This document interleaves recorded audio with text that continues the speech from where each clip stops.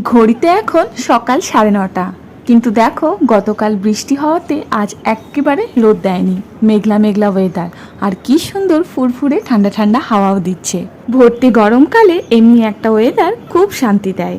আমিও ওটস বানানা স্মুদি বানিয়ে নিয়েছি, আজ ব্রেকফাস্টে এটাই খাবো। চলো এবার রান্নায় লেগে পড়ি। আজ রান্না করব আমার পছন্দের খাবার, এঁচোড়ের তরকারি।